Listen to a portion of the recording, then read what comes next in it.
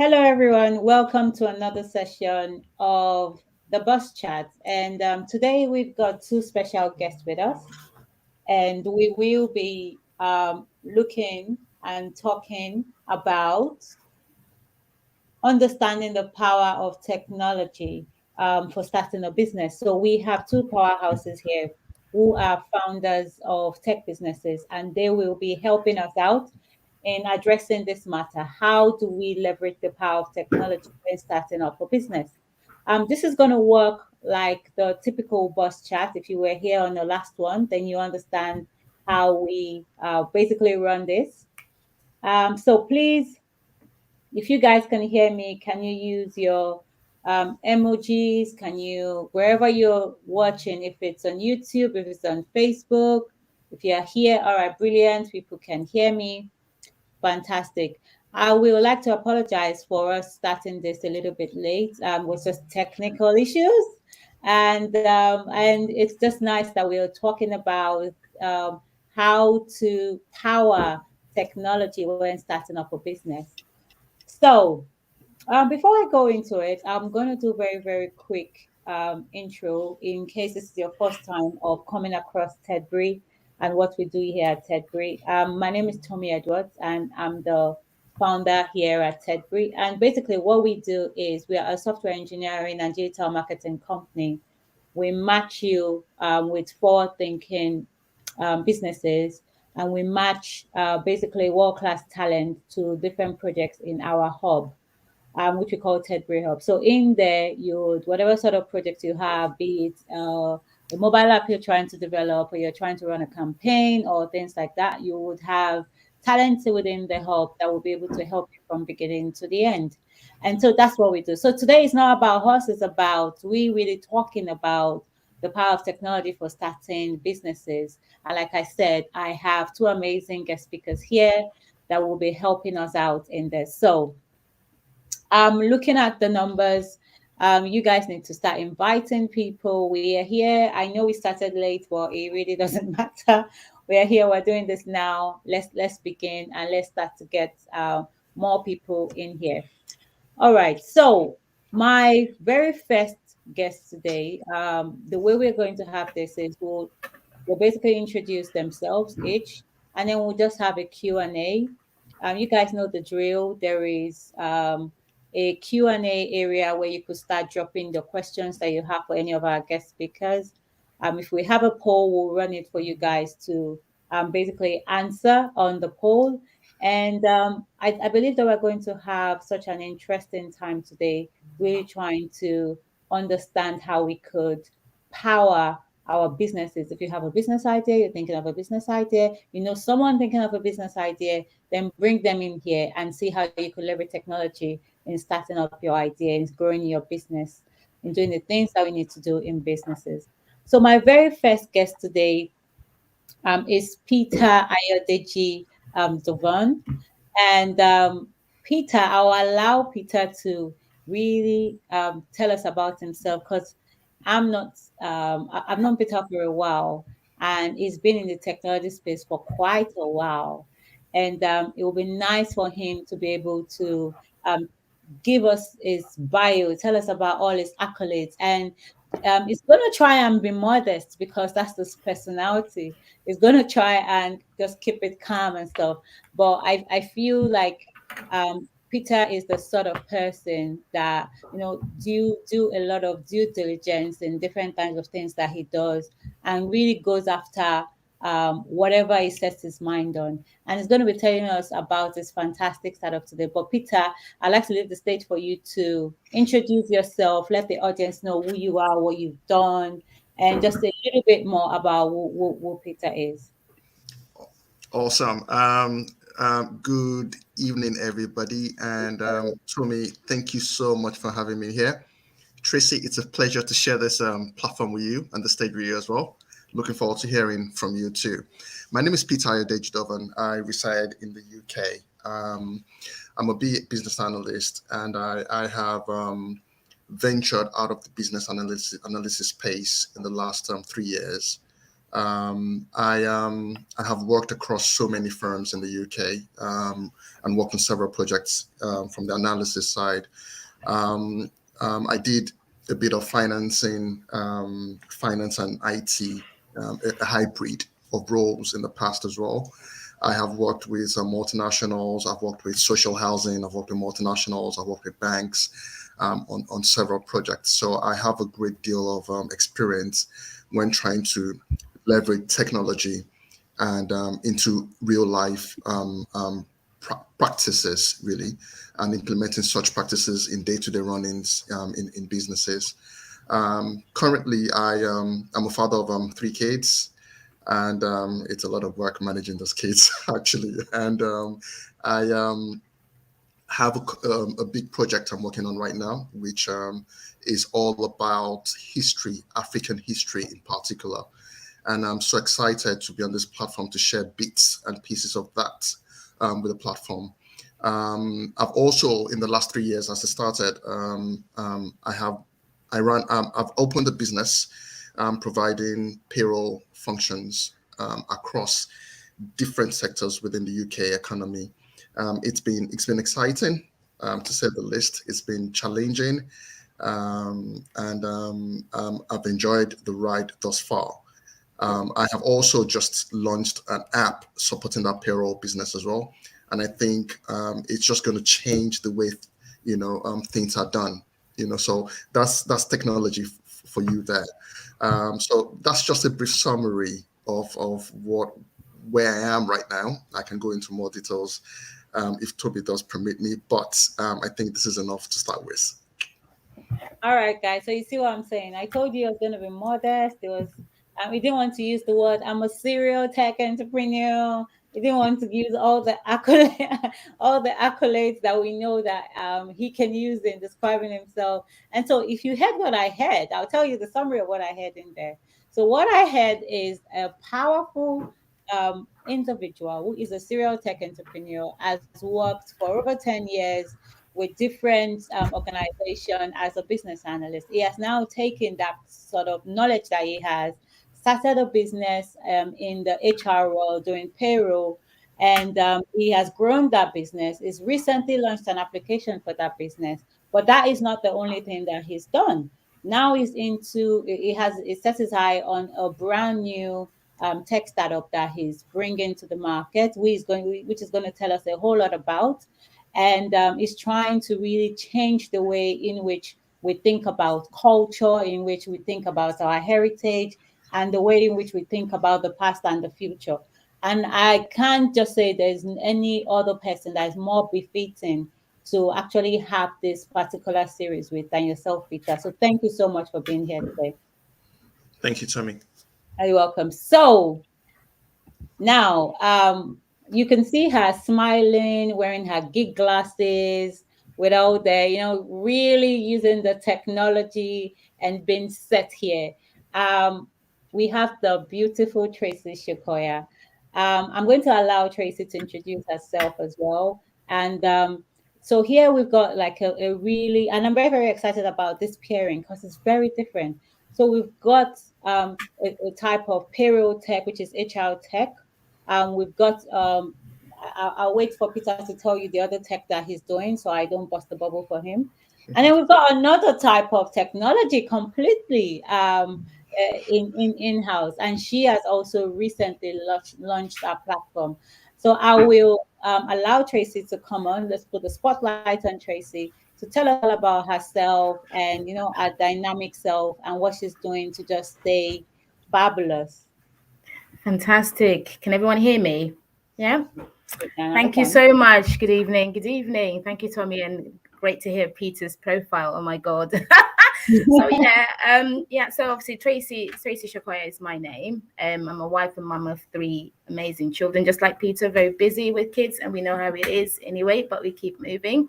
So mine is very different to Peter's journey in that I used to be one of those who wasn't so much of a tech person. I think I'm now sold into the whole power of technology and what that can do for us. So in my I've got a range of skill sets. I've worked in finance. A lot of my role is very public health based. So public health, local authority, the NHS. So a lot of my profession has been very public healthy kind of thing. So both in finance, I've worked as an auditor. There's a lot of transferable skills, and went into it as a commissioner in maternity, children's, families, and I've always had a passion for food. So food has been something that, nutrition, food and nutrition overall for families, for growing children. And this desire to kind of impact communities started, I think, as far back as 2009, 2010. And then obviously I went on to study professional cookery at one of the colleges. I'm based over here in the UK as well. And from there, the passion just grew. So even whilst I was working in my career, I had this skill set around food. I love to cook anyway. And I thought I'd need to impact my community. And because of all the information I know about public health, that helps me look at nutrition from a different perspective and how we support our diverse communities. So this led on to me starting Tracy's Food Fashion Limited as originally a catering company. So it's a small catering run business that, provided a range of sort of nutritional foods to families and for events. And then it just kept growing. Like with many things Peter's talked about, a lot of things you end up finding yourself in so many different areas. And this is how my work has also grown. So from there, I've started to interact with communities and really find out that nutrition plays a very key role in their health and well-being, and particularly in certain communities where, there's not a lot of education. So this obviously led me to, I don't know if I need to talk about this now, but obviously led me into starting up as a tech startup, obviously with the support of Tedbree and all the amazing work that they do. Recently launched a Kitchen Cottage Academy, which is an online platform, is an innovative online platform. A number of people have said to me that this platform is a Udemy for food. So that's the vision behind this platform. And it's really to bring out, the kind of things that food and nutrition can do in communities and how we use technology to do that. So I'm one of those who's recently been sold into technology because it's not my strong point. As you've seen you've kind of heard about my profile, technology was not. And even when I started working with Tedbree and doing the work with them, they knew that technology isn't my thing, but I've been so sold. And now I'm so glad to be here because I think a lot of people need to understand the power of technology and leveraging businesses. And I'm living it right now. I'm in that position right now. So no better time to talk about technology and leveraging it, especially post-pandemic, and how we bring that into food. It's exciting. And I can't wait to share more. Thank you. Oh, fantastic, fantastic. So I'll just basically put this so we could see the three of us at the same time. So like I told you guys, this episode is really an interesting one, and I'm really waiting to dive into the question. I'm sure a lot of our audiences are as well, to start asking you guys some really interesting questions as to how you started this and the challenges that you've gone through. But before I start asking the questions, the last time we had the bus chat, someone took away some money for winning for being the highest ranked person on our leaderboard. So if you look at the right hand side, we have a leaderboard. I could see Oluronke Olumuyiwa is currently leading. So if you want to take the lead from her, there is a surprise gift at the end of this. If you want to take the lead from her, all you need to do is to participate, ask questions, get some love, and pretty much talk about the things that you need to ask. Ask your questions within the chat, within the Q&A section, and pretty much respond to people within the chat, and you see your rankings start going up. And so I just thought I should mention that. All of that is in here. Emit is a fantastic place to have an event, although it wasn't so great for me today, but I'll excuse them. You could connect with different people on here, and then you could have a board in which you could meet at the end of this event to carry on your conversation. So they've not paid me for this promotion, but I thought I'd push that out there since we're all talking in terms of tech and things like that. So let's get into it. So my very first question to both of you, so I think you could decide who wants to go first. How exactly did you start? How did you know that it's time to? I know you've brushed up on it, but I think let's go very, very deep. So for you, Tracy, you're into food tech now. So it's not a place where if I want to learn a lot more about how to pretty much make a fantastic meal, or how to do make a meal with my kids that in a healthy fashion, I don't need to find someone that will come into my home and teach my kids step by step how to do this. Because you created Kitchen Cottage Academy, I could see different styles and different things that my kids will love, and be able to say, all right, this is how I want to teach them, and be able to go in there, give them a proper education on the different types of food and the nutrition in each of them, how to combine that to make something decent. What made you think of that, and how That's did a, you start? Right, thank you for that. It's a very interesting question, because I think for me, I became conscious of the world changing. Okay, so remember, I'm coming from a non-tech background, and I always thought everything needed to be face to face. Of course, when I started the catering business, a lot of it was face to face. You deliver, to your client, and a lot of the conversation would be over the phone. I didn't think that there was a need for technology. But as I started to do things like writing, because also I'm an author, I've got two kids' recipe books, and I started to find that it gets really tiring if you're going to be doing things by yourself all the time. It's not productive, because you get to a stage where you're flat out and you feel like, okay, there's got to be a better way. So I would say that for me, I started to see that when I started getting fed up, put it that way. And to be honest, to enjoy your entrepreneurial journey, as much as possible, certain things need to be automated so that you've got that space to think. Because nutrition is also about research, it's about data. You need to be finding information. And if you're constantly having to deal with the little admin things that could be, more streamlined, and so that you focus on where the need is and what you could do with your time, then that's a win-win. So at that point, I think we're talking back in 2017, 18, I started to feel that no, something isn't working here. And it affects everything else.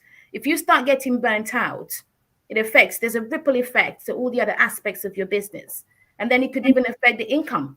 The income can drop because you're not communicating with your clients. Remember, there needs to be a system that allows you to continue to communicate with clients, that lets you stay relevant, because everyone's fighting for time. Everyone's fighting for people's attention. And this is where I started to think technology plays a role. So I think I started to come into that realization in 2018. But I didn't do anything about it. So I'm not going to say that I did something about it straight away. And that's because of my fear of tech. Because Right. I thought, my gosh, I need to go and start researching. So what do I need to simplify? So as an entrepreneur, if you're a tech starter like me, you'd need to think, what is it in my business that I need to simplify? Is it automating things? Is it having a streamlined process where you can have meetings, a better way of booking meetings? Are there administrative tasks that you could sort of make easy? And I think it took me some time to get to that, realization that I've got to take action. So Right. I have to take action. And I think that was when the pin dropped. The pin dropped at that point, that something isn't working. And the world is changing. Like I said, people are looking for innovative ways to do things. And even whilst you're serving customers, yes, they'll eat the food, but they now want things faster. They want to be able to go somewhere and place an order. They can see the pictures. Recently, I was watching, and then everyone's on the future, what's the word? Future Foods with Gordon Ramsay. Yes. Yeah, Okay. which a very good friend of mine is on. And the last episode we watched was about one of the food companies, and how it is that people can place orders on on apps now. Just like COVID has made that happen, because restaurants are not as open as they used to be. So, and he was talking about using technology so that people go on the app, they can see the picture of the food. So it's a good conversation about it. The food needs to look nice. It needs to be appetizing. You need to say the right language. And all of this is happening through an app. So that's technology.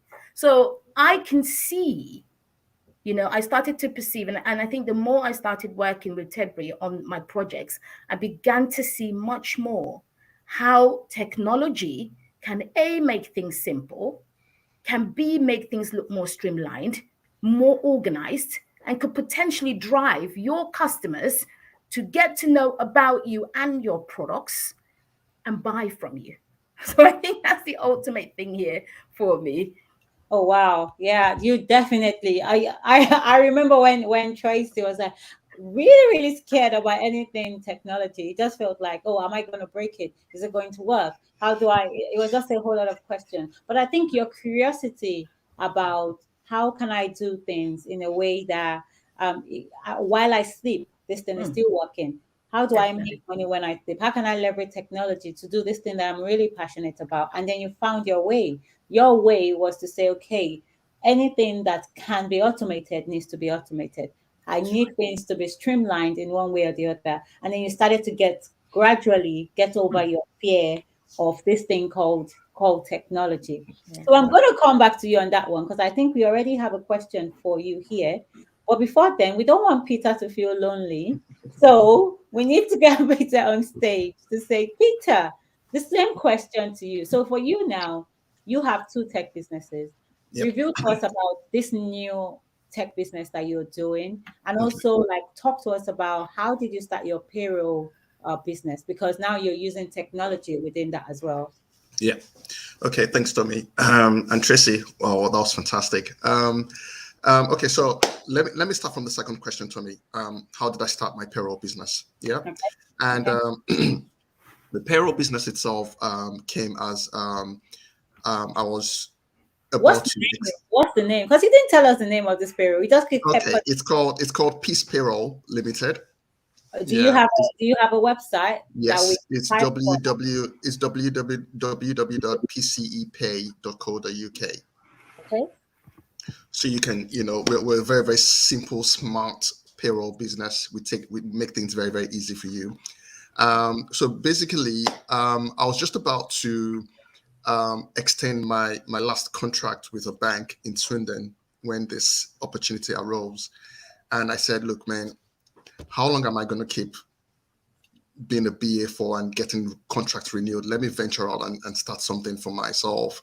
And I took the risk. I remember my wife panicking because we just got a new mortgage then. And I was like, relax, it's going to be okay, So, there were many sleepless nights and ventured into payroll to simplify payroll business. Having had the finance background, I just thought, okay, what better way can I interact? Can I make this payroll business different from other payroll or umbrella companies out there? Because technically we're an umbrella company. So I started looking at, okay, automation of my processes. How can I streamline my processes? The first contract I got was within the healthcare sector, and there's a lot of data transmission that's based on huge levels of files being transmitted from one point to the other. So what I did was I kind of developed an approach from a business analysis perspective to ensure compliance with GDPR, data protection, etc. Kind of used a smart tool to kind of streamline the exchange of data from one point. For instance, yeah, we have clients all the way in Belfast, yeah, and Scotland as well. So Oh, wow. imagine, data being transferred, and anything could happen to data nowadays, and we know how easy it is to hack data, especially when it comes to sensitive data, bank details, NI numbers, addresses, and what I did was I used a tool. What I did was use the BA tool whereby I had to cut out people that didn't need to see such data, and send it directly to us. So cutting out third parties that didn't need to have that information, for one thing or the other, and also, the idea of the app now started breathing in my head, because with the app, end users can actually create a profile for themselves, log into the app, update their personal details, update their bank details, and submit it directly to us. So they don't need to go through the agency or go through their coordinators in their respective areas of work to get data across to Peace Payroll. So they can actually use that app to send data to us directly. Then also what it does do is that, we make payments almost every Friday. And once we make payments like that, they wait to get their pay slips. What they can do with the app is they can see a snapshot of their pay slips anytime they get paid as well. So it cuts a lot of time. It makes things a lot smoother to run. They can see how much is hitting their bank account 12 o'clock on payday, 12 a.m. on payday. They can see, okay, I don't like this bank. I don't want to use this bank at all. Let me quickly change my bank details and send it to Peace Payroll to sort it out. So, tech has actually helped us with Peace Payroll, and it's brought us far in 3 years. And I can see that, we're going to do greater things in the future. Before we go on to the second one, so that means that for Peace Payroll, IR 35 coming into action was just got sent, because then it means that you could go into organizations and pretty much be one of their preferred umbrella company suppliers, and then just take on their contractors and stuff like that. That is really smart. That is really, really smart. And then now leveraging technology to make sure that those contractors are also comfortable to say Peace Payroll is who I want to go with, because not only can I get my money whenever I want it, but there's an easy application to allow me see what is happening every single step of the way. Really using technology in a smart way. Yep. The second one, the second part of my business entrepreneurial venture is has come about due to experiences working across firms in the UK. As a Black African, you go into firms as a BA, trying to, influence, change processes, suggest new ideas, speak to stakeholders. And you walk into some kind of firms that are so tacit in knowledge, whereby they are stuck in their ways. Just because they've been doing one particular thing for 25, 30 years, they feel it's the best way and they don't want to change. So how do you manage that as, number one, a BA? Then, with all the prejudices out there and all the stereotyping out there, you don't want that to affect you, but it does exist. So you have to wake up and acknowledge it and realize it. So when you go into some places and, it's you find such barriers, you kind of wonder, okay, how do I get across this? So, that experience is there. But my main hunger now started about, okay, how do I change perceptions about the Black person? How do I change perception? Why do I have to do twice as much to get to where I want to get to? Yeah. And, other external factors such as, the way Black history has been watered down within our environment in the last 10 years. If you look at schools today, our history is gradually being diluted, in a systematic way, and it's being replaced with, some very, very odd things in schools. So my journey with it started in 2008, and I decided to create something that allows the Black community to appreciate their past and celebrate the future using technology. The concept, the brand, I would mention it later on at the right time with Tommy on this show. We can see your name already. Okay. So tell us, what is the name of this brand? Okay, so the suspense. Don't you think so, Tracy? I agree. Okay, so yeah, in 2008, I experienced during the American presidential election, CNN became the first televised station to transmit a hologram image of a presenter in Illinois, Chicago, to New York live. And watching that birthed an idea in my head to say, okay, why can't I not have the first Black or African holographic museum in the world, whereby people come in to learn about everything Black, everything African. I want the world to know about our cultures, Imagine walking into an auditorium and you're seeing a Zulu king standing in front of you. And hologram presents the most realistic form of real life images. Mm. Do you understand? And there's a wow factor about it. There's an intimate factor about it, whereby you're amazed at what you're seeing. Do you understand? So imagine you're seeing the Oba of Benin, or you're seeing a Zulu king, or you're seeing how a slave looks like standing in front of you.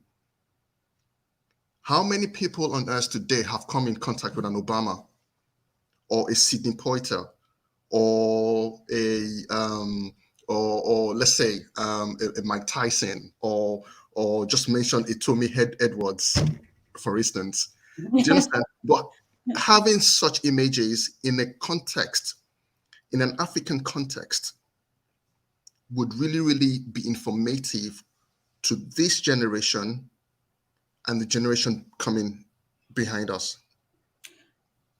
Honestly, Peter, I must just tell you there. Like the very first time I heard of your idea, I can't even remember when. It was quite a while ago. Maybe was it 2, 3 years ago? I Yep. can't. Yeah. Yep. And I was like, you take it. That is a lot to take on. But he went ahead and just kept on going and trying to really say that, okay, do you know what? Not only am I going to use this technology, but I'm trying to do technology for good. Yep. And I will tell you, I have 2 little children in my home. It's a struggle for them to even understand where they've come from. Where did your parent? And if I know if people can see things and can touch things, well, not really touch, but can almost touch it and really see things in real life, for them to really feel like, oh wow, this is the story. Because people, you know how stories Yeah. are done. If I tell you something, by the time it's getting to the third person, it's a completely different story. Yeah. Yep. So how about we bring back Fela and Nicola Kuti right That's it. live in the room? Yeah. How about all of these great people that you've read about, both alive and dead, and allow people to be able to experience them using the voices that they've stored all over the years, and using using the hologram to bring that out. I just thought it was amazing. And I think that you are only about to scratch the surface Yep. of what this really, really do. And it's a generational change, because it's not just something that I feel it's and just for entertainment or just for this, because it could be used very well in that sort of area. However, I think that for educating people Yep. that are the younger generation, so that our history is not lost. Yep. Yeah. Yeah, and this goes beyond just being black. This Yep. goes into so many areas. But you have specifically tried to use this, and I think it's a great mission. I really, really can't wait to see Adun succeed and do what just be every single place, and people talking about it, raising $300 million, raising, being valued at something significant. I don't know, Tracy, what do you think? I 100% agree with that. The Black heritage definitely has been watered down in schools, and this is the same thing with the food. Culture, because food plays a huge role in culture, and I totally agree with you. It is very daring. I have to say, very daring. But I like the fact that because you've been in technology and you understand how to use technology to even think of the unthinkable, I love the fact that you've kind of taken it out of context in itself and put it into a different, entirely new thing. And I'm actually picking something from them, thinking this is fantastic. So I'm thinking this is even inspiring me to think, okay, there's so much you can do with technology. So this is now telling me, as a tech startup and somebody who's getting off the whole fear of technology, I'm really starting to see that, wow, there's just so much we can do with technology. So I totally agree with you, Tommy, on that 100%. 100%.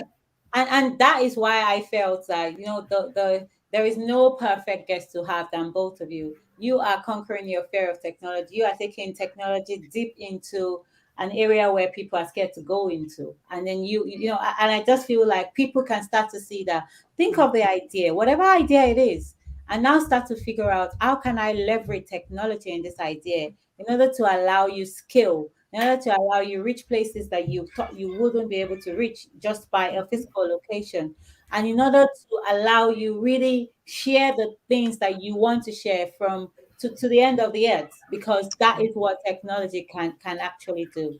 Yep. So, before I ask my next question, let's look at some of the question and answers that we have in here, and then I'll bring in my question. So, I think we've got something from. I'll put this on stage. From Fatima. Fatima is saying, and it's a question for you, Tracy. How did you manage to convince yourself about the power of technology, and how has the journey been so far?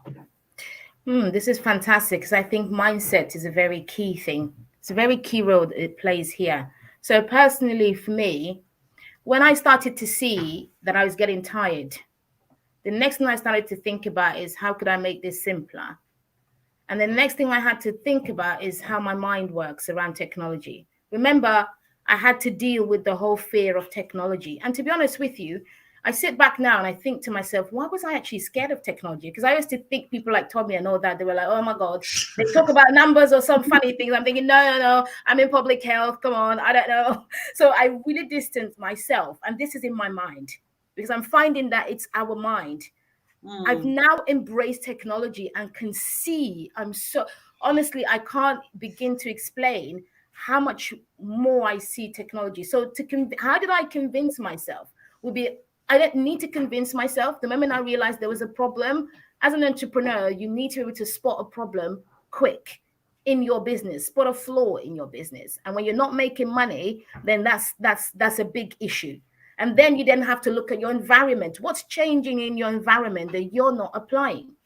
So it's then looking at the principles of the business, looking at the processes that are around that can help the business, and then changing my mindset. Because technology, everyone thinks is expensive, okay? And it is, if you want to make it expensive, again, in your head. So it's, again, power of the mind. So it's the mindset. And I think she asked the second question, didn't she, Tommy? What was the other question, please? So she said, and how has the journey been so far? How has the how has the journey been? I will say my mindset is different about technology. I'm approaching things, even the smallest of tasks now, I'm approaching them from a technology perspective. I'm learning in my knowledge of technology. And I think the more I'm surrounded by people in tech, like Tommy and obviously Peter, who's now going to come on, I'm going to come on his radar or something, it's helping me to see the power of technology. So the journey so far has been interesting, particularly with Kitchen Cottage Academy, because that's where we really started to leverage technology. Being able to be confident to go into an accelerator program and understand what the heck you're there for, all right? And be confident to begin to say, this is what we're trying to build. If there's anything technology has done for me, it's given me that confidence to speak. And I tell you, food, listen, there's a lot that's going to happen in the food space with technology. And I'm so grateful to God that I'm sat in it at the right time, because I'm realizing that a lot of food experts are seeing that technology is very vital. Now, Kitchen Cottage Academy is one of those platforms. I've not seen it anywhere. I mean, it's doing courses for children and adults. You don't see that anywhere. And on top of that, I've even found that we have other additional perks that we can even use behind the back, at the back of it, to really create something unique. And every time I'm pitching this now, I'm now looking like the tech whiz, like the one who really understands the platform. So there's so much. So I'm on that journey. I tell you that, Fatima, I'm on the journey, but I'm growing and I'm seeing possibilities. It's only opening more and more cans of worms. Bear in mind, my work is very community-centered to a certain degree. The people we're trying to serve include disadvantaged communities. A lot of them have digital poverty. Yeah, so digital poverty is a big fear in communities. So when I come to them with something like this and say, we will help you learn through digital technology, then I'm starting to get the attention of people. Like, okay, we have something we need to deal with. Digital poverty is an issue. So if you're going to use food as a way to manage things like digital poverty, bring it on. Another thing I've recently found is mental health. Food and mental health, big correlation between them. Absolutely. Post-pandemic, we're finding that a lot of people are struggling to communicate back into system. Now, some of them still stay in their homes. You won't believe it. People are still scared to go out. How can we bring the learning to them? One of the ways we can do that is through a platform like this. So there's so much that we can do round at the back of the work that we're doing. There's really an answer to problems. And this isn't just for adults, this is also for children. So I'm on a journey, it's growing, but yes, it's challenging because not everybody understands. But it's about knocking the right doors and saying the right words. And technology is helping me to do that because I'm now doing more research and it's making me see things a lot differently. I hope that answers Fatima's question. Oh wow, he more than answered a question, and you touched on you answered a question and went into other areas. I loved when you touched on the technology, the digital poverty. Yeah. I think you should go a bit deeper into that point because I know of digital illiteracy. So which is, you're scared of you need to learn technology. You're scared to touch your phone because you think it's gonna break. But when we're talking about digital poverty, is it that you can't afford to go into technology? Or is it the fear of technology? What's the difference? It's the lack of education about technology. It's the fear of using technology. And it's also the I think it's a combination of different factors because people see technology as you have to be a geek to know how to use technology. So what digital poverty is trying to do is what digital poverty is where you have a geographical area, for example, where education, and this is me putting on public health hat, determinants of health. So what are the determinants of health? Education is a determinant of health. So areas with poor education, poor housing, lack of infrastructure, those people do not know how to use technology, even in the 21st century. And so I can't use it. I'm scared of using it. So, and then therefore they don't understand that, technology can help them to learn things. People can go on YouTube, but you won't believe it that in 21st century, there's still people who don't go on YouTube. There are people who don't even have smartphones. Yeah, because true. they don't understand how to use smartphones. They only know about make a phone call, and the highest they go is a WhatsApp. WhatsApp. Exactly. But there's so much more. And tools like this, I mean, I like that you talked about using this platform, for example, AirMeet, for us to have meetings. There's so many things people don't know. So that in itself is the lack of education around the use of digital technology to help people. And what Kitchen Cottage is trying to do is bridge that gap. So by working with communities, working with organizations, and also working with, tech, organizations like yourself, we're bridging that gap and making people become more comfortable with technology. Therefore, they're taking in the kind of education that we're giving to them around food and nutrition, and we're dealing with mental health. That I found recently is a big one. So the well-being of individuals and their mental health. So we're coming at a time where we need to be able to reach these individuals a different way. There are people who are scared of face-to-face contact, but if they can see you on the other end and you can spend 15 minutes talking to them, makes a huge difference. Now we're going to bring food into that. How about that 15 minutes we spend it teaching you how to make yourself a nice pasta with whatever? And that's conversation. So there's so much. I've just checked that on YouTube now, and I can see that we already have over 1,000 views on this live. So people are definitely resonating with the things that you're saying. Victoria pointed out something and said technophobia. Yep. I'm like, that is definitely something interesting. Oh my God, I can't believe that we spent an hour already on this. And we still have so much to say. We haven't even started. So I think my next question is going to go straight to Peter. So Peter, we talked about Adam, which fascinated everybody. Am I pronouncing it well? Adam. Yeah, well, yeah, Adam, yeah. Yeah. And which fascinated everybody. So 2 questions, and this is from me. Why Adam? What is the name? Why did you pick the name? Because I know what it means. But like pretty much educate other people. Why Adam? Why that name? And also, how do you see Hadun working? In like, not to put you on the spot, but this is just me. I mean, how do you see us benefiting from this? How we get this is me talking business model. This is Yeah. me talking you get in terms of as we're starting this leveraging technology. How do you see it working? How can we tap into this? Awesome. Thank you. Thank you, Tommy. Adun is a Yoruba word and it means sweetness. And the reason why I settled for that name is because Africa has given nothing but sweetness to the world in terms of oil, in terms of our natural resources, in terms of talent, in terms of um, expertise, in terms of skills, in terms of our overall resources, even our overall person, our cultural heritage, the way we are as a people. We are very accommodating.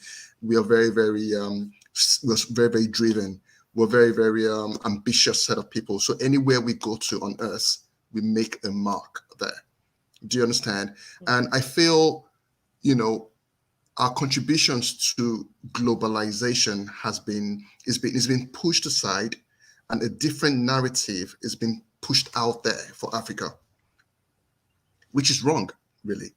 And that's why I said, look, something has to come out there that can help change perspectives, change perceptions, and re-educate the world about these people and what they've done and contributed to the world. So that's how I arrived at the name Adun and what it stands for. The second question about how will it work is basically my Adun would be the first holographic museum in the world to showcase Africa, whereby students, family can have day trips, businesses can come for away days or workshops, seminars, just a day out for tourists, for anyone and everybody, just to come and have a feel of the continent. So it's going to be open to the public. Of course, it's going to be based on what packages you choose to sign up for. So we're going to have excursions, we're going to have just ordinary visits, we're going to have tailored excursions for specific kind of people. So for instance, if the elderly wants to take a day trip out, there has to be a tailored package for them of someone that's going to guide them through the auditorium to say, okay, tailor what they want to hear to what they no, not what they want to hear, but what they are saying to the understanding. There's going to be a tailored discussion for kids as well, from the age of about 5 to 10, just to entice them, because even in the environment we're talking about here, it generates enough wow factor, being in such kind of environment. So it's even easier to relate to kids growing up now, because you're not using if you compare that to going to a museum, they're two different things. In a museum, you're just going to see well-preserved artifacts of history that's been kept for donkey years, but this has a digital effect on people's minds once they see. So there's a relationship that gets generated as a result of that experience going through it. So we have different packages lined up that can be tailored to the audiences. For instance, when we talk about diversity and inclusion within businesses as well, that's somewhere you can come to sit down and learn about it. And it just opens up a lot of opportunities for us. Oh, wow. Yeah. So as you were saying, as you were talking in terms of the different people, for kids, for adults, for the elderly, I was just thinking about, the London bus. When you want to take the tour of London and you do the double-decker bus and then it takes you around. So it's almost like you're coming to learn history. You're coming to understand this. You're scared to take a flight. It fascinates me. Sorry, I'm paused in my thinking. It fascinates me when people say, "Oh, I'm going to Africa." I'm like, where? There are 54 countries in there. Yep. Wow, educate yourself, people. Yep. Do you understand? Like, Yep. so it's like, it's not where exactly for them to see Africa as a continent. Yep. And then it's now a matter of within the continent, there are so many countries. So as we have Europe and we have a lot of countries within Europe, that is exactly how we have amazing, beautiful places. Yep. And I think that is why, if not for anything, the way to educate not just Africans, but the entire world about the beauty of the continent in itself and the people, as you said, both in the past and in the present and even in the future. I Yep. feel like Adun is going to really do great in that light. So another question, which I'm going to go straight to you, Peter, is which one? Many, many, many more. There's a lot of questions here. I will go for this one. This has been here for a while. So this is from Olurunke. She said, "How are you able to balance everything when dealing with the challenges of starting a business?" So you are not only having your piece payroll, which you've started, you've grown, and you're even developing more and more things into it. But now you're starting a brand new business. You won't call it brand new because you have been doing your R&D for a while. So I think this question really goes to yourself. And I think this also goes to Tracy, because how does she manage to run Tracy's.com itself, KCA, and still have to handle the family and do all the things that she does that I see her do? How do you balance it all? So I think Peter first, then Tracy will go on this question.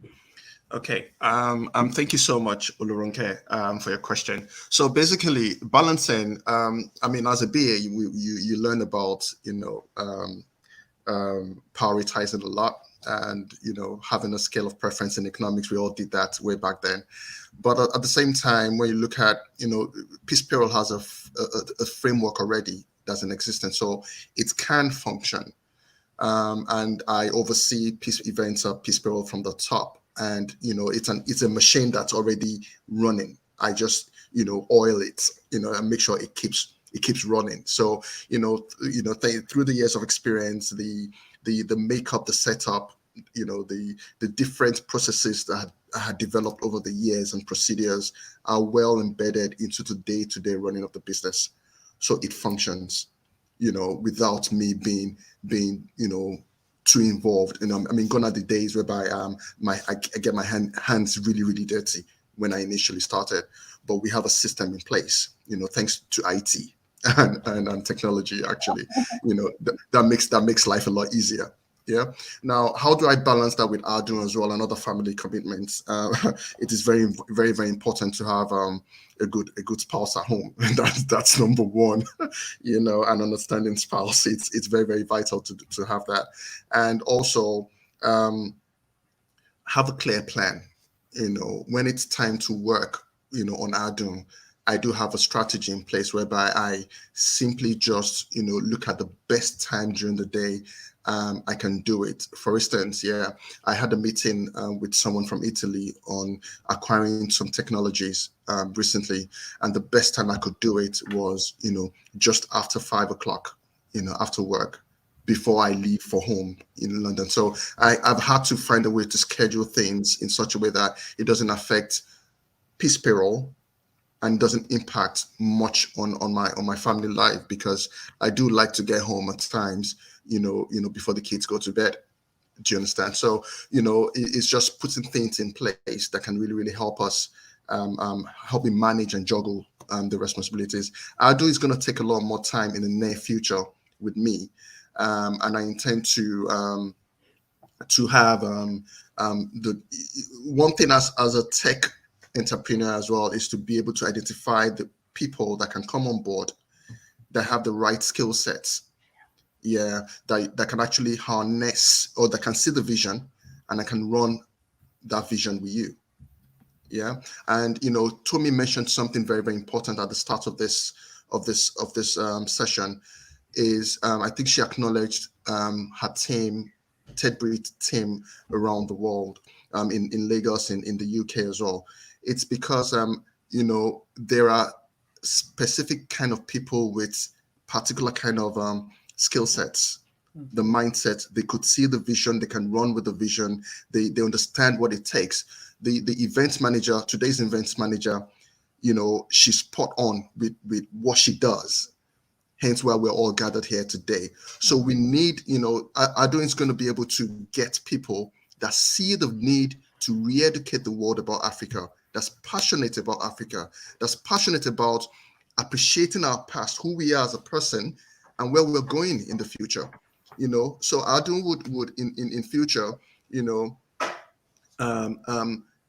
have a team, that's fully on board with the vision of Adun, and also exhibit the values we're trying to create out there.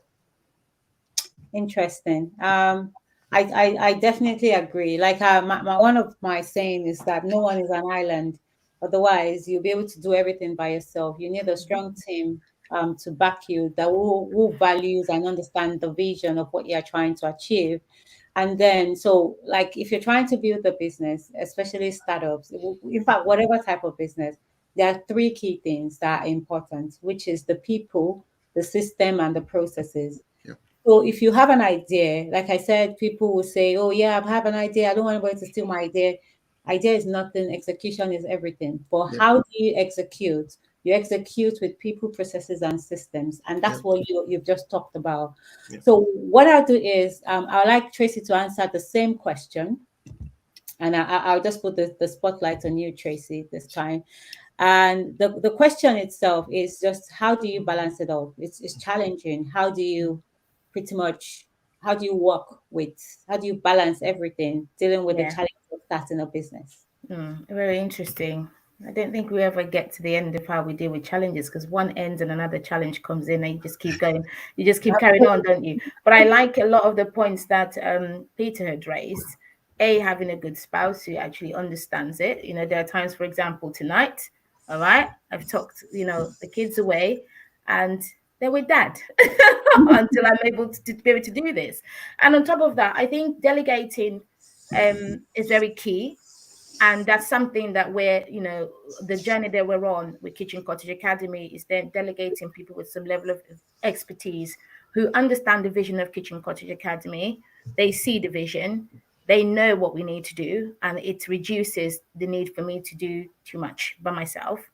So definitely, and in terms of managing time as well, prioritization, obviously as a woman, everyone says women are multitaskers, that we have the ability to multitask. And yes, we do, but also we are starting to appreciate that we can't do it all. As much as we're multitaskers, we don't want to be super women who will die early, because we are constantly working so hard and juggling all the balls, and everybody's saying, oh my God, you're so fantastic. No.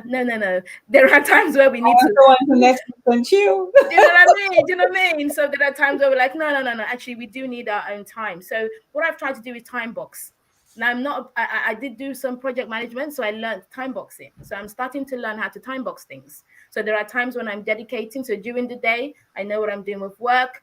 When it gets to a certain time, I got to get dinner. As you know, I'm a foodie. So my kids, I'm a mommy chef. I'm a chef. The kids need food. They're going to say to me, Mom, what do we have for dinners? That's the usual tactics now. What do you have for dinners? And things like that. So they expect that there's dinner before I go off to do everything else. So again, I have to manage the time for all of that. So meal planning forms a very key part of what I do if I'm going to keep the family eating well. If I can't be talking to people about eating well and I'm not doing it at home, so I've got to be a product of my product. So I think those are some of the tools that help me. So I'm being more conscious of the 24 hours we have. What I'm also trying to do is learning, and that's recent, about our well-being. Now, there are times that we need to shut down. Tommy knows this. She's like a night owl like me. I sometimes would awake to midnight sending messages and all that nonsense. And we're trying to learn how to, at a certain time, my phone's gone into well-being mode, because you need to have a good headspace to juggle life. If you don't have enough rest and have that headspace, you cannot be innovative. Technology is about innovation. You cannot come up with ideas. You can't do research. So those are some of the things I'm using to juggle, and I'm learning. It's a process. When Kitchen Cottage was launching, I don't think I was sleeping. I wasn't sleeping well. I'm still behind on my sleep, as you can see. I don't know if you can see it, but I'm still behind on my sleep. But like Peter said, he said there were times when I picked up on that, Peter. So thank you for saying that. He said there were times he had to dedicate to Peace Pay. Now Peace Pay is running. So I want to get to that level where Tracy, where Kitchen Cottage Academy and Traces are running. There's systems, there's people, processes, and systems.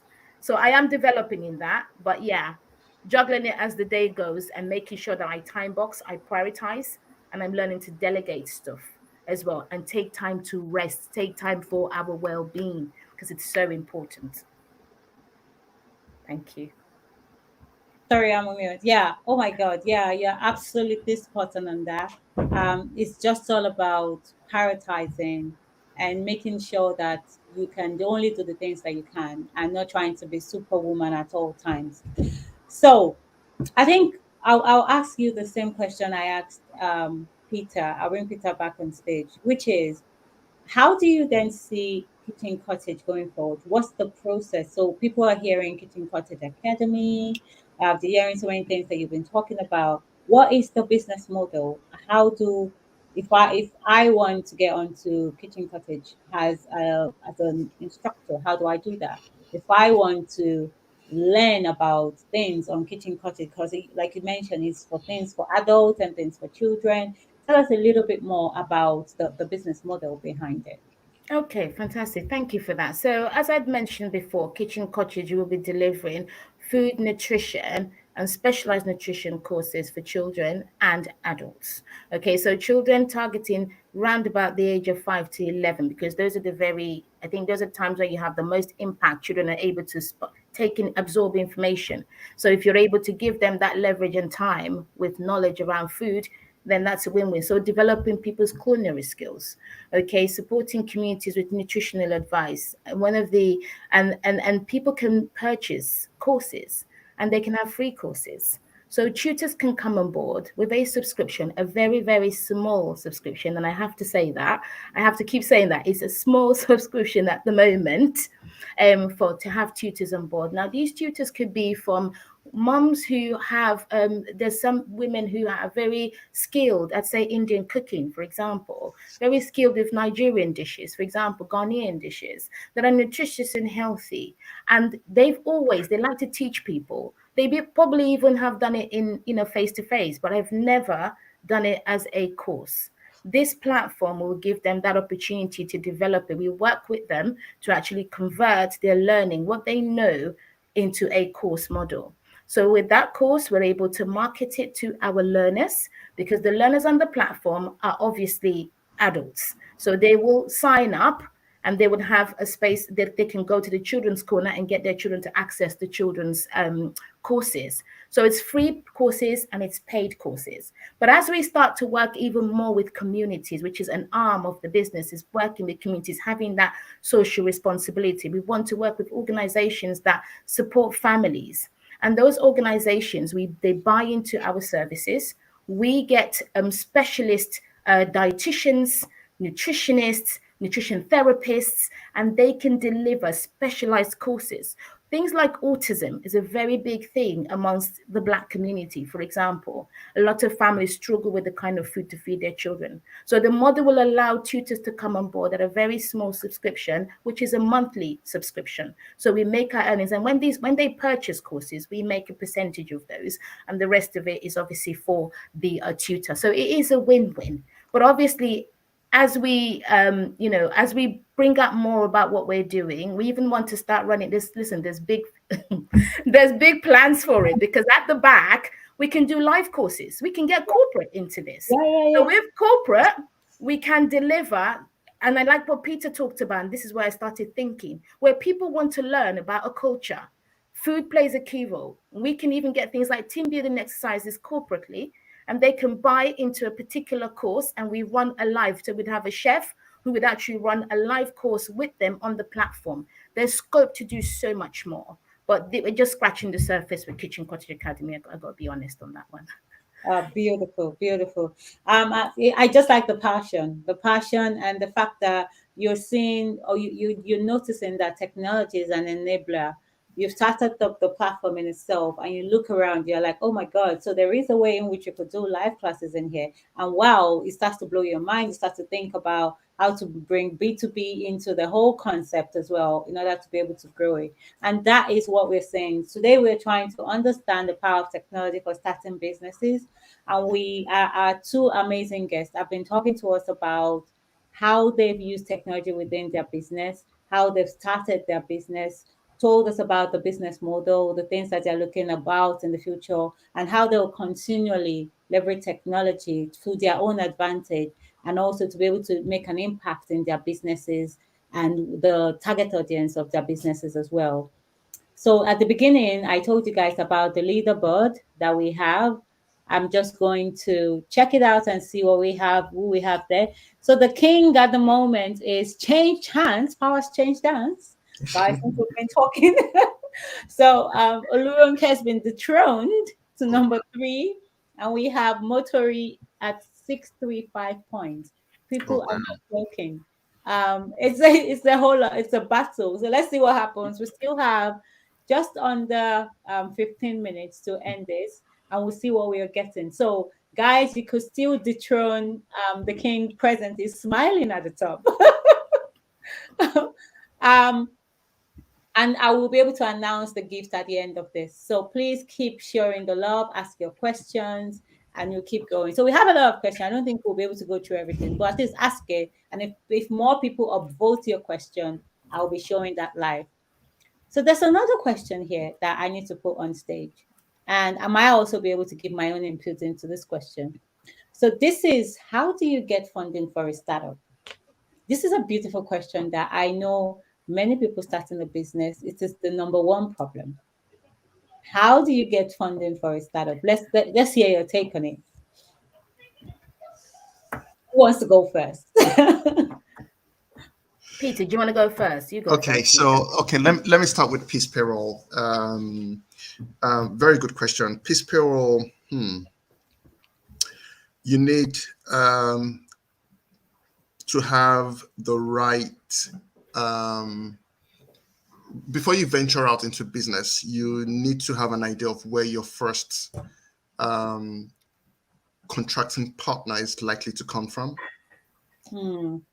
And once you're able to identify, you really need to be very, very truthful to yourself and look at, okay, this is the Sorry, guy. when you say contracting partner, do you mean a customer? Do you Okay, mean a customer. Yeah. customer? Okay. Yeah. In my case, I had to go into a contract with a different firm. Yeah. Okay. So I had to look at, where it's going to come from. And once I identified that, I was able to depict the fact that they needed my service. And they actually did come to me to say, look, this is how we want your service to run. Why? Because we've had bad experiences in the past with similar types of companies we've actually been in contract with. So I was lucky enough to have that framework kind of existing. So when I started with about 800 employees. And in the last 3 years, Wow. it's grown to about 1,500. Oh my God, that is Just, amazing. so you've got to be able, if you don't have that, but it is vital you're truthful to yourself to narrow down where your first customers you're likely to dip into and you're going to get them from. Now, in terms of funding, Okay. in terms of funding, you've got to start small and gradually scale up, as Tommy and Tracy mentioned at the very beginning of this show. Yeah. So basically, I had to, dip into some of my savings. Yeah. Yeah. And a trick of this is a man's trick I'm actually letting out here because some of them, some of the dips my wife knew about, some of them she didn't know about. So I had to really, really be Your family at risk. yeah, I had to really take a risk, really, because you're already taking a huge risk by leaving a paid job to start this, because you never know the grass is not always green on the other side, as they say. So you've got to take some calculated risk. And, I went into a bit of my savings a little bit to help me, for instance, acquire my software. And in fact, the first software I acquired didn't work for me, so I lost money. The first software I acquired to help me manage my payroll on day-to-day basis was shambolic. So I had to, decommission that and deploy a new one at some point. So you've got to have some money and you've got to start small. You're not paying yourself for the first few months. Just know that. But just know that you're going to be, so far your service is good. The returns will gradually keep in. Just make sure that you start with a mindset of delivering optimum quality service and the rest will come. Fantastic, fantastic. So, as you guys have heard, what I could hear from what Peter is saying in terms of the funding question is that he identified a partner. So, having a partner, and in his own case, had to do with it's basically a partnership that allowed his company to have customers right from beginning, and automatically he was then able to bootstrap and pretty much start to carry on the business day by day. Of course, you had to dip into his savings and also the family savings, risk it all on the table in order to back this idea that he believes so much in. So not every single person is going to have the opportunity to raise big and big and big, and not everybody should. I'll be able to share some stats with you shortly, but let's hear Tracy's answer to this. Right, great. Thanks for that. I have a slightly different, obviously mine is slightly different with Peter's, where you have a partner. It's amazing. I wish I had one. So, so for me, I think it was more, I had to dip into my savings to start it. But like I said, the first thing was about changing my mindset. So once the mindset is changed about where you want to go and what impact, what's the legacy, what's the impact, what impact do you want to leave? That helps you to eliminate certain questions. Okay. And then it makes things like funding become a little bit easier to manage. Now, obviously, I've dipped my toe in it. I took the risk and I started. And there was a degree of fear. I have to be so honest. I think everybody is. There's that fear that this might not work. And it will start gradually. But now, going into it, I can now see the opportunities are coming up. The government's constantly chucking money on startups. There's things happening. Technology's got startups. So now I'm starting to see the possibilities. But initially, I would say I echo Peter, start small. So I started gradually. The platform is going to grow, but we have to start with an MVP. Yeah. And give ourselves timescales. You give yourself a project timescale. Let's see where we are in 2 years. If you put things in bite size, it's easy for you to fund a startup when you look at it in a bite-sized model rather than looking at the massive picture and think this is almost impossible. I haven't got £100,000, chuck it and let's think of something else. So that was my approach. Bit of savings, which I started to use, started gradually, changing my mindset in the process, and also breaking the project into small chunks to help me manage the milestones.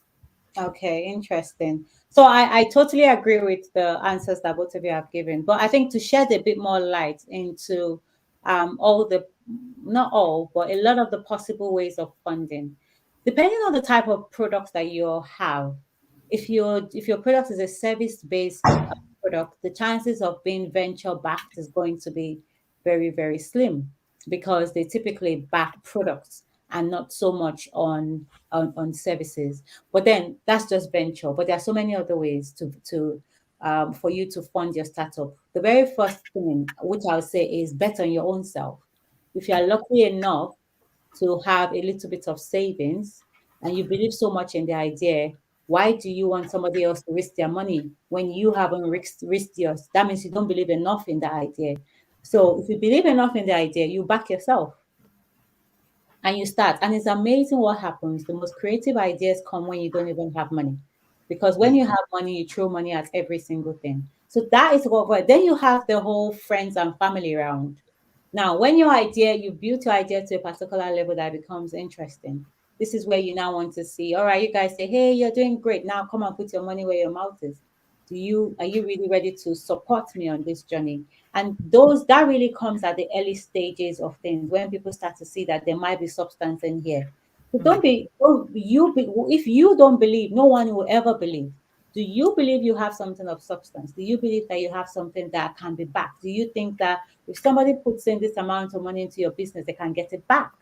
Do you think you're going to work tirelessly enough to make sure that they get their funds back and even get a bigger return on investment? If that is the case, then you should be bold enough to be able to ask. Well, how do you ask? You don't just ask by saying, give me money. It doesn't work like that.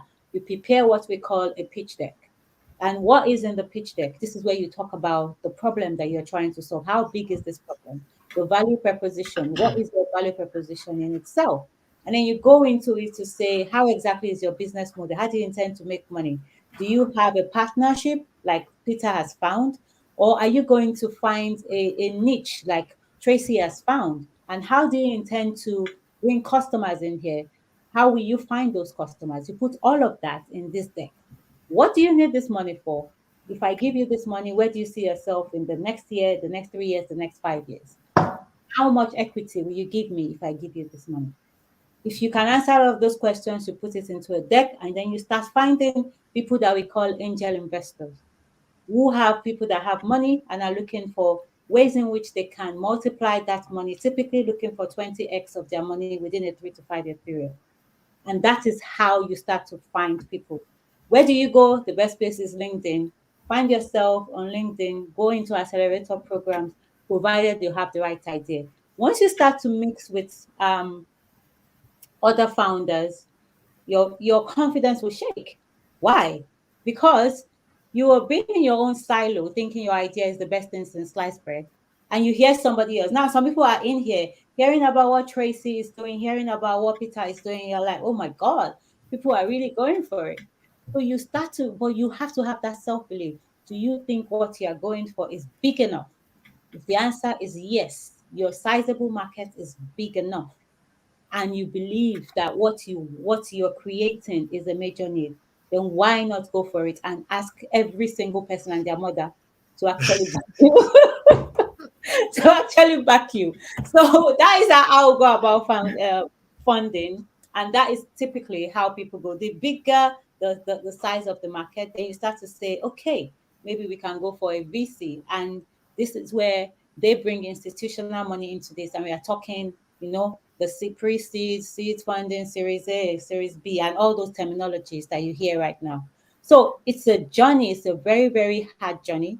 And well, somebody's raising their hand. Do you want to come on stage? Is that why you're raising your hand? Um, it's a very hard journey, and I'm hoping that someday we'll be seeing, we'll go to Times Square and we'll see Adu. Have you guys heard about Adu? Have you guys heard about Amen. Amen. Amen. And Amen. that is what we're hoping for you guys. Thank you so much for being here today. Can you believe it? It's kind of like the end. Wow. Oh, Uh, wow. we only have 2 minutes and we have a lot of questions. But in 30 seconds, this last question, 30 seconds each, and I'll round up. I'll just show this question on stage. How do you know your business is viable and will thrive, depending on the challenges regardless? So how do you know your business is viable and will thrive? Challenges regardless. And this is from Princess. Okay, should I go first? Please go. 30 Okay, seconds. 30 seconds. Yeah. Thank you for that question. How do I know? As bad as the Holocaust was, the reason why the world today still reckons with those atrocities today is because the Holocaust was filmed and people can still relate to it. Adun's concept, it's going to transform every single thing about hologram, about history, and about the Black culture, because it's going to give a next to reality kind of experience. Fantastic. Tracy, same thing to you. Right. Okay. Food, nutrition continues, and until Jesus comes, will remain a key aspect of everyone's life. Okay. And if anything, the pandemic has taught us is that many people are unwell. And therefore, governments, organizations, businesses are all looking for ways to educate and provide services that support families with a key focus even on disadvantaged communities. So I can definitely see Kitchen Cottage sitting there, and food and tech is starting to gain some intention. So I can definitely see Kitchen Cottage, blowing up in those spaces, and hopefully challenging Udemy at some point. By God's grace. Well, that is it. That is it. You have to believe. You just have to believe. So guys, this is the end. But there is this question. Everybody keeps up voting the question, and I know we've come to the end. But can we just give this question honestly? I'll just put it on stage. Are there any tools you use or you recommend using to help streamline processes? Do you have a tool in mind? Tools to streamline processes. I would say Miro. Use Miro to map out your process, and your process is kind of like in your own head. Don't put it in your head. Map it out using, using techniques like swim lane, Yep. understanding the multifunctional within your organization, Yep. and be able to use tools like Miro. It's free, Yep. and you start to use that. Then for processes, there is process streets. Check them out. You could put in step-by-step processes, and once it's automated, it starts to check the things off one by one. There are a lot of things out there, guys. There are over 10,000 tools that a lot out there that you can actually really use, and those are my own take. Peter, what's yours? Yeah. I mean, you've covered everything, but I think the first place to start is to write them down, because they're in your head. I want you to write them down first. Yeah. If it's clear in your head and you're able to write them down, you can now look at the tools to implement them with. Tommy's suggested tools work perfect, and they should help you out once you're able to write them down properly. Fantastic. Tracy? Yeah, well, I suppose the two tech whizzes have spoken. But coming from a non-tech background, grown into tech, non-tech background, grown into tech, I would say Trello. Trello is also a very simple one that I started to use recently for, mapping out my tasks and things to do. So, and they're free, like Tommy and Peter have said. So yes, but if you Google simple, easy text for, I don't know, for different aspects, whether it's administration, there's all sorts of free tools that you can use. Absolutely. So that is it, guys. You've heard it. I hope you guys had an amazing time. I had as well time listening. I came here, I hosted, I learned, I laughed, learned so much. Had my notes are full of the things that I've heard from these two amazing guests today. Until next time, we're going to be having this every single month. We're going to have another amazing couple of guests, or even more than two guests, who knows, that will be sharing the bus chat with us again. We'd like to say a very, very big thank you to Peter today, and we wish you all the best on both your startups. And the same thing to Tracy. Thank you so much for when we called you answered, and you're here on time, even though I was late. We would like to say thank you, and we wish you all the best on both your startups as well. Thank you very much. Thank you so much, guys. And to all the people listening to us at home, remember what we do here at Tedbree. We are a software engineering and a digital marketing company. So if you have any ideas, we've talked a lot about businesses today, how to start your business and things like that. Go for a free consultation, 30 minutes on Tedbree. Take advantage of it while it's still free, and then get to speak to someone like myself or somebody else that is better, and let them take you through what you need to do to actually get your ideas off the ground. If you already have a business and struggling in one area or the other, then you could also take advantage of that and get some clarity. Until next time, I'm Tommy Edwards, and I'll see you guys again. Bye. Bye, everybody. Bye-bye. Ciao, ciao. Bye.